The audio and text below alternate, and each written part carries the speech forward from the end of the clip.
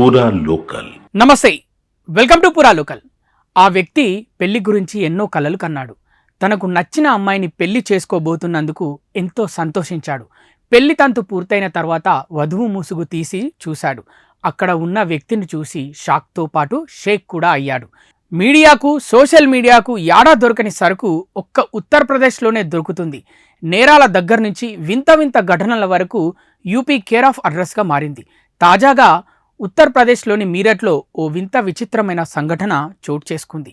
ఆ సంఘటన మనకు వింతగా అనిపించినా, నవ్వు తెప్పించిన బాధితుడు మాత్రం చాలా బాధపడుతున్నాడు.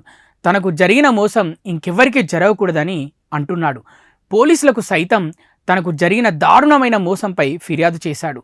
ఇంతకీ అతడికి జరిగిన మోసం ఏంటంటే, పోలీసులు బాధితుడు తెలిపిన వివరాల మేరకు ఉత్తరప్రదేశ్ మీరట్లోని బ్రహ్మపురికి చెందిన 22 ఏళ్ల మహమ్మద్ అజీం అనే వ్యక్తికి కొన్ని నెలల క్రితం షామ్లీ జిల్లాకు చెందిన మంతాషా అనే యువతితో పెళ్లి నిశ్చయం అయింది. మంతాషా అన్న నదీం, వదిన షాయేదా ఆ పెళ్లి కుదిర్చారు. మార్చి 31వ తేదీన పెళ్లి వేడుక ఘనంగా జరిగింది. పెళ్లి తంతు అయిపోయిన తర్వాత అజీం పరదా తెరిచి భార్యను చూశాడు. అక్కడున్న వ్యక్తిని చూసి షాక్ అయ్యాడు. మంతాషా ఉండాల్సిన స్థానంలో 45 ఏళ్ల ఆమె తల్లి ఉంది. అక్కడ పిల్ల బదులు పిల్ల తల్లిని చూసి అతడికి కళ్ళు బైర్లు కమ్మాయి. ఇదేంటని ప్రశ్నించాడు. దీంతో అసలు కథ మొదలైంది. ఆ మహిళతో కాపురం చేయకపోతే రేప్ కేసు పెడతామంటూ నదీం, షాయిదా బెదిరింపులకు దిగారు. కొన్ని రోజుల పాటు వారి వేధింపులు మౌనంగా భరించిన అజీం గురువారం పోలీస్ స్టేషన్కు వెళ్ళాడు. నదీం మంతాషాలపై ఫిర్యాదు చేశాడు.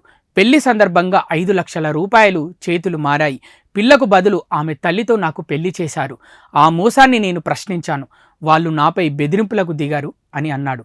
పోలీస్ కేసు నేపథ్యంలో 2 వర్గాల మధ్య సెటిల్మెంట్ జరిగింది. అజీం కేసు విత్డ్రా చేసుకున్నాడు. ఇవి ఇప్పటివరకు నా అప్డేట్స్. మరిన్ని అప్డేట్స్ కోసం చూస్తూనే ఉండండి పూరా local, your choice for local voice.